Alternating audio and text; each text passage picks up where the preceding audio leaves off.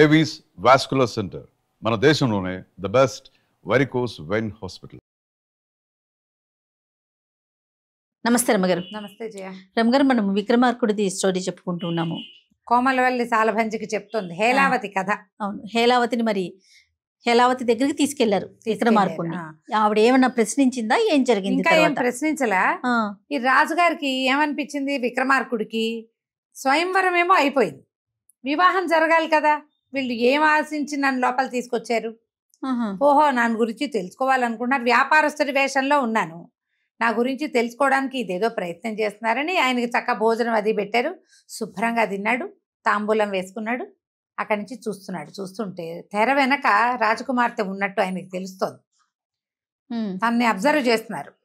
వీళ్ళే కాదు, మంత్రి గారు రాజుగారు బయట కాపలా ఉన్నారు, వాళ్ళు కూడా రెడీగానే ఉన్నారు, బయట ఉన్నారు.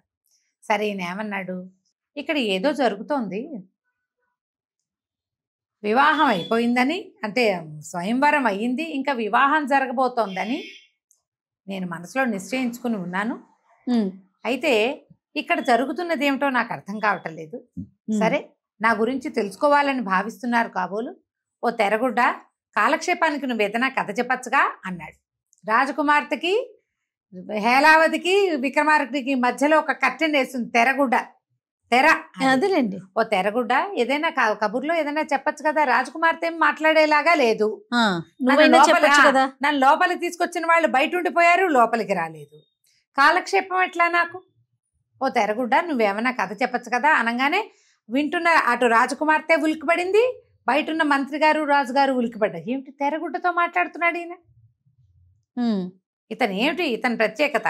ఇప్పుడు ఈయన వెనకాలే లోపలికి వచ్చిన భేతాళుడు తెరగుడ్డని ఆశ్రయించాడు. అది అటు ఇటు కదిలింది. ఇప్పుడు ఉలిక్కిపడింది రాజకుమార్తె.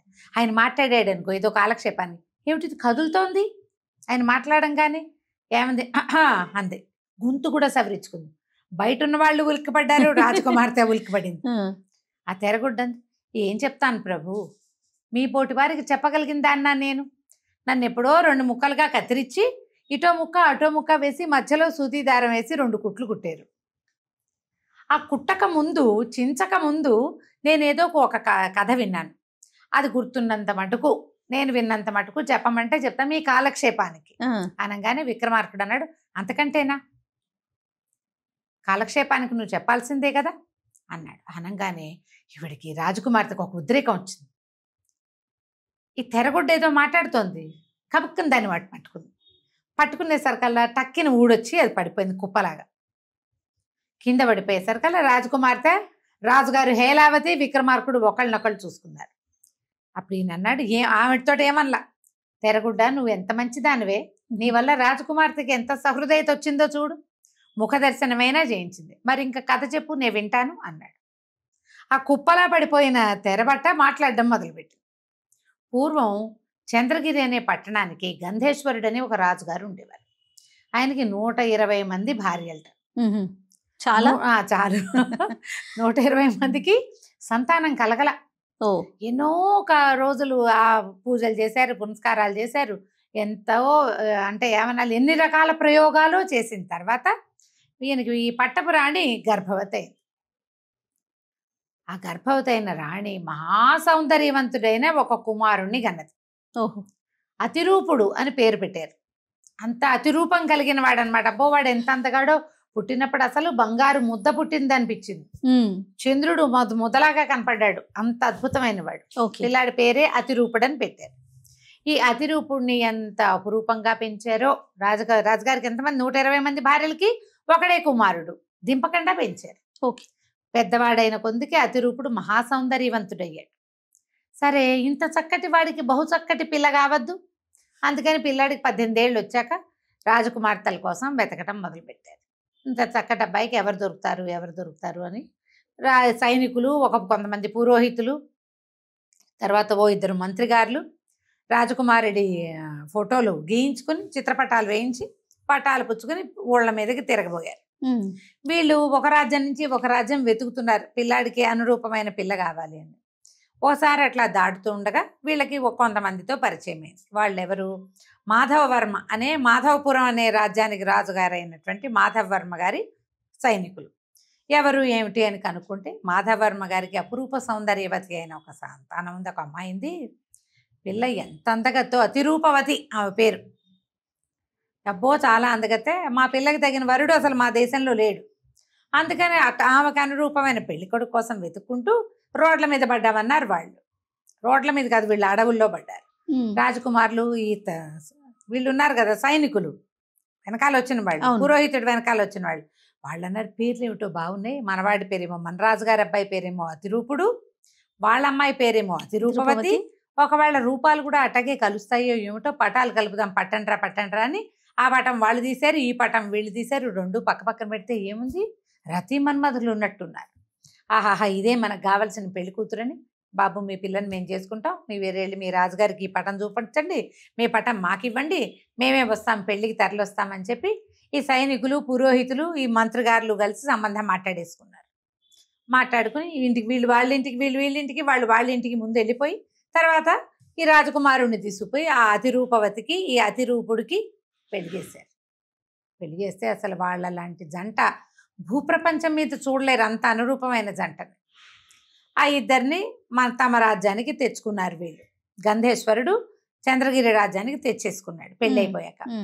ఇక ఊళ్ళో జనం తండోపతండాలుగా వచ్చేవాళ్ళు ఈ పిల్లల్ని చూడటానికి.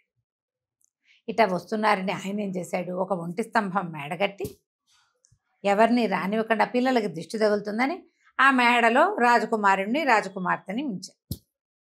ఉంచితే ఇద్దరు కొంతకాలం పాటు సుఖ సంతోషాల్లో మునిగి తేలుతూ హాయిగా ఉన్నారు.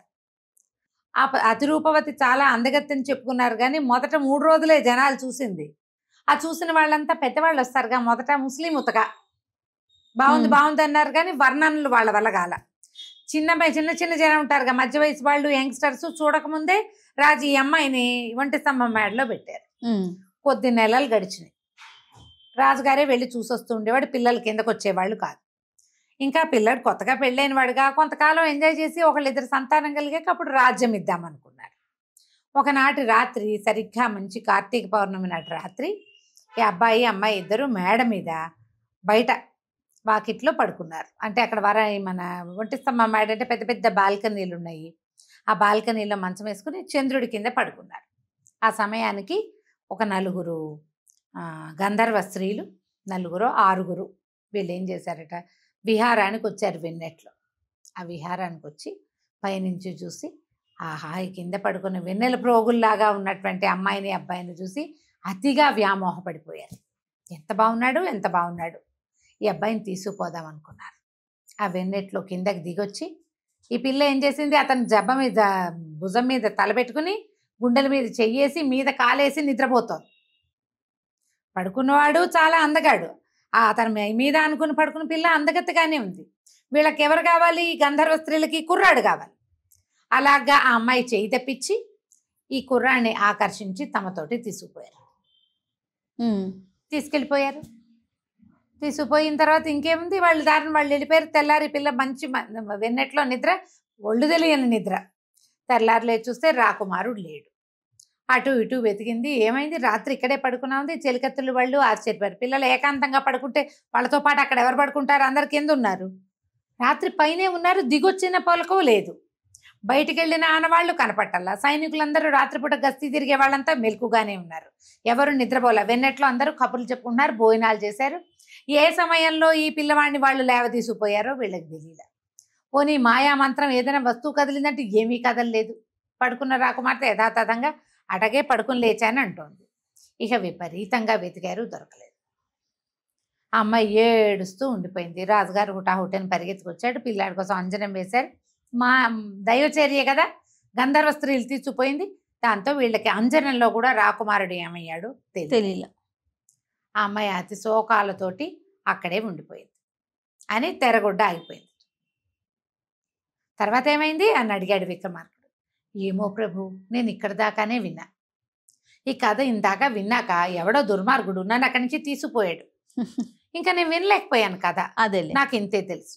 రాజన్నాడు, ఇంత మధ్యలో ఆపేస్తే ఇప్పుడు అబ్బాయి ఏమయ్యాడో, ఈ అమ్మాయి ఏమైందో, వాళ్ళ నాన్న ఏం చేశాడో, ప్రజలంతా ఏమయ్యారో, రాజు ఎవడో తెలియద్దా, ఎట్లా ఇప్పుడు కథ మధ్యలో ఆపేస్తే ఏ రకంగా కుదురుతుంది అనే సరుకులు తెరగొడ్డంది. నేనంటే లేను కానీ ఇదిగో చూడండి, ఇక్కడ ఒక దీపపు సమయం ఉందా, దీని నిండా జ్యోతులు పోసారు, నూనె పోసి జ్యోతులు వెలిగించారు. ఈ దీపపు సెమ్మ మేము ఆ కథ వింటున్నప్పుడు అక్కడే ఉంది. ఈ సెమ్మని అడగండి చెప్తుంది అనగానే సరే బాగుందన్నాడు. ఈ భేతాళుడు దీపపు సెమ్మని పట్టుకున్నాడు. రాకుమార్తె ఇంట్రెస్టింగ్గా వింటోంది కథ. బయట నిలబడ్డారు రాజు మంత్రి. వాళ్ళు వింటున్నారా? వారు వినరు, కథ చెప్తే ఎవరైనా వింటారు. ఎవరు వింటలేదు ఇప్పుడు ఇక్కడ? నువ్వు ఒకదానివే వింటున్నావా? లేదు లేదు కాదు. గారు. కెమెరామెన్ ఎవరుంటే వాళ్ళలా బిగుసిపోయి కథ వినాల్సిందే కదా. 100%. కథల లక్షణమే అది. అప్పుడు ఏమైంది, ఈ రాజుగారు విక్రమార్కుడు అడిగాడు, ఓ దీపక్ సెమ్మ, ఈ కథ నీకు తెలుసా? తర్వాత ఏం జరిగిందో చెప్తావు అన్నాడు. ఈ దీపక్ సెమ్మ చెప్పకేం ప్రభు, నీలాంటి వాడు అడిగితే చెప్పనా నేను? ఇంత ముచ్చటగా అడిగితే ఎందుకు చెప్పను? అప్పుడు ఏమైందంటే వీడిని తీసుకుపోయారు, అతిరూపుణ్ణి గంధర్వ స్త్రీలు తీసుకుపోయారు. అవును. భార్యామణి ఇక్కడ పడి అలో లక్షణాన్ని అఘోరించి ఏడుస్తోంది. కానీ వాడు ఏడవటల్లా, వాడు స్వర్గంలోకి వెళ్ళిపోయాడు. ఆ గంధర్వ లోకంలోకి వెళ్తే ఆ స్త్రీలు ఒక్కొక్కళ్ళు రోజుకొకళ్ళు చొప్పున వాడిని పంచుకున్నారు. వాడు అందరితోటి హాయిగా ఉన్నాడు. 15-20 రోజులు గడిచాక ఇక ఆ స్త్రీలకు ఏమనిపించింది, ఈ దేవకన్యలకి, అయ్యో ఆ పిల్ల పాపం మనమే వీడిని చూసి వ్యామోహం పట్టలేక తెచ్చాము, వీడిని భర్తగా పొందిన స్త్రీ ఎంత వ్యామోహపడుతోందో, దాన్ని ఎట్లా ఈ విరహాన్ని అనుభవిస్తోందో పాపం. సరే ఒక పని చేద్దాము, ప్రతి పౌర్ణమి నాడు ఈ భర్తను వీడిని తీసుకుపోయి వాళ్ళ ఇంట్లో మేడ మీద వదిలిపెట్టి తర్వాత తెచ్చేసుకుందాం అనుకున్నారు. కార్తీక పౌర్ణమి తర్వాత వచ్చేదేమిటి, మార్గశిర పౌర్ణమి. మార్గశిర పౌర్ణమి నాడు ఈ అతిరూపుణ్ణి తెచ్చి వీళ్ళ మేడ మీద వదిలిపెట్టారు. అది ఎట్లా చేశారు, ఆమె నిద్రపోతోంది, ఆమె పక్కలోకి చేర్చాడు. ఆ అమ్మాయి రోజు భర్తని కలగంటోంది. ఈ పౌర్ణమి నాడు భర్త నిజంగానే వచ్చాడు. ఆ అమ్మాయి కల అనుకుంది, భర్త నిజంగానే ఆమెతోటి ఉన్నాడు. ప్రతి పౌర్ణమి నాటి రాత్రి ఆ అబ్బాయిని వదిలిపెట్టారు. ఇక్కడ ఒక 5-6 పున్నములు గడిచినాయి. రాకుమారుడు లేడు, కానీ ప్రతి పౌర్ణమి నాటి రాత్రి వచ్చి భార్యా పరిష్వంగ సుఖాన్ని అనుభవించేస్తాడు. అతను వచ్చేస్తాడు ఇక్కడికి. 5-6 నెలలు గడిచేసరికల్లా ఈ యువరాణి గర్భవతి అయింది. ఈ చుట్టుపక్కల ఉన్న చెలికత్తెలందరూ ఏమిటి యువరాణి ఒక రకంగా ఉంది, అతిరూపవతి ఒక రకంగా ఉందని చూసుకుని ఈమెలో దౌహృద చిహ్నాలు కనిపెట్టేశారు.